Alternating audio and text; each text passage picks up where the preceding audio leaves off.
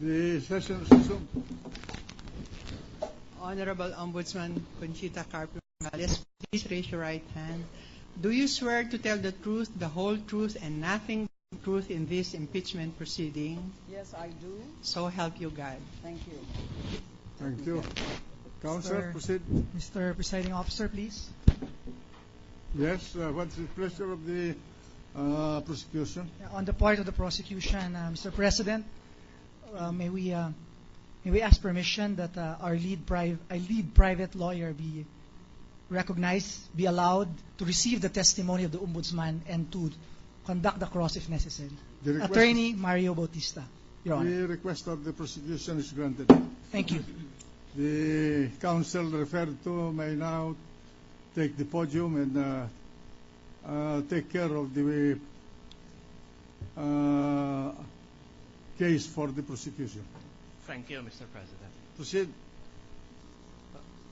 With the kind permission of the Honorable Court, will you kindly state your name and other personal circumstances for the record, Madam Ombudsman? Conchita Carpio Morales, 70 years old, going 72.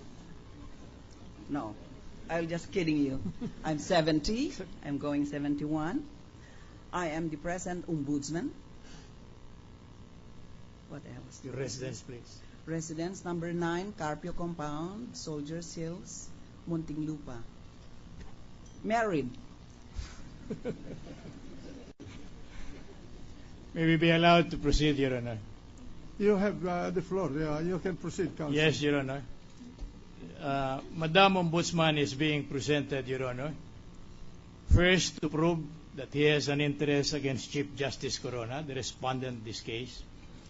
To show that the Honorable Ombudsman is currently conducting an investigation against Chief Justice Corona, especially with respect to his alleged foreign-dominated bank accounts in the aggregate value of $10 million.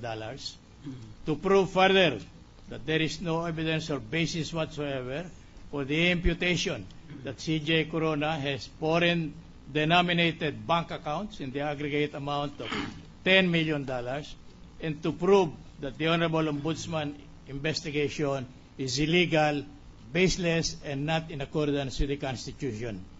In other words, you are considering this witness as a hostile witness? Right, Your Honor. Then comply with Section 12 of Rule 132. Well, the fact that the witness, Your Honor, had made statements both in the TV and the radio, castigating or commenting on the propriety of the Ombudsman, on the propriety of the Chief Justice, Your Honor, Precisely, to continue. Counsel, wait. I'm not trying to hurry you up, but whatever was said outside this court is not evidence. I will read to you the rule. A witness may be considered as unwilling or hostile only if so declared by the court upon adequate showing of his or her adverse interest and justified reluctance to testify, or his or her having misled the party into calling him as the or her to the witness stand. So please comply with that requirement. There are two kinds in our humble submission, Your Honor, of hostile witnesses. First is one who is introduced right from the beginning, is a hostile interest because of the interest he has in connection with the subject matter of the complaint, together with the person of the respondent.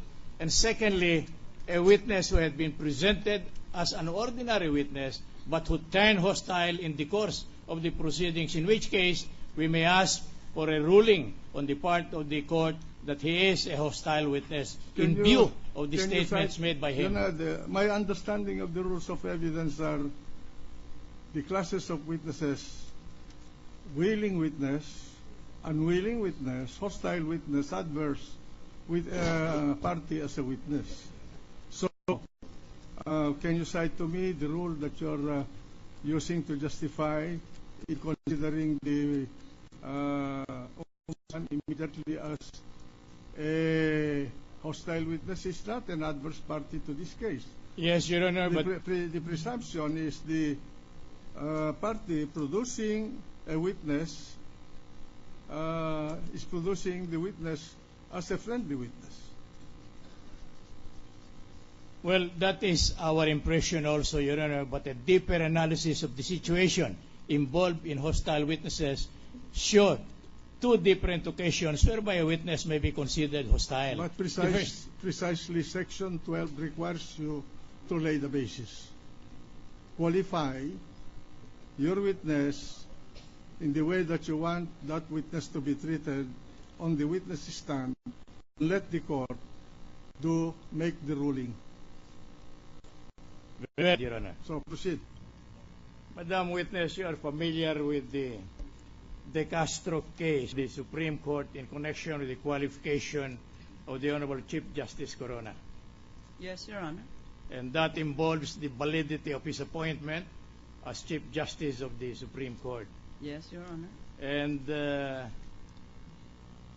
I understand from the records of the case that you were the lone dissenter That's insofar as the validity of the appointment is concerned. That's right, Your Honor. It is your contention then at that time that the Supreme Court has no authority, much less any power, to rule that the former or outgoing President of the Republic of the Philippines may appoint a Chief Justice to the position after a 2 days after the election, Your Honor.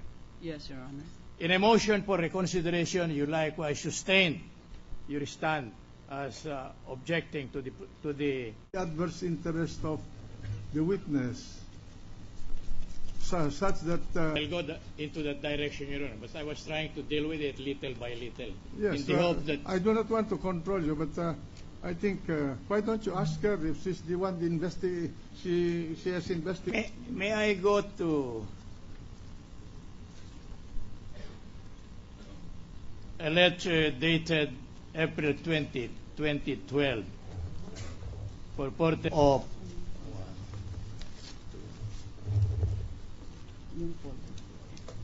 5 pages, and direct your attention. I would suggest that the counsel will show that letter Yes, Your Honor, I to was about the to. witness. so Which that, we request, Your Honor, to be marked as exhibit.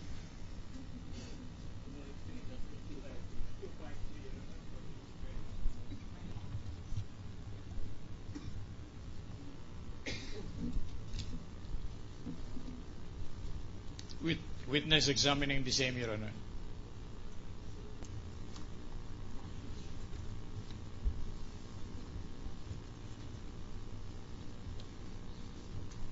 This appears to be a photocopy. Your Honor, that it be marked, as we prayed before, as exhibit 253. Consisting of 5 pages. A little earlier, I was asking you to go over the signature, appearing over the typewritten name Conchita Carpio Morales, Ombudsman. Complaints involved in this investigation. Counsel, why don't you ask the ombudsman why she wrote that letter to the respondent? Yes, Your Honor. Now, I adopt the question. Will you kindly tell us? Received the complaint from, it's difficult to memorize the first mentioned complainant, but one of them is Riza Ontiveros. I first sought information from agencies, and then I referred the complaints, the charges included of some matters that was what were within the jurisdiction of the AMLAC, and then later eventually I wrote the AMLAC seeking assistance towards the and then I got an initial report from the special panel recommending, among other things, that we should write the Chief Justice. You were asking the Chief Justice to explain in writing That's right, Your Honor. his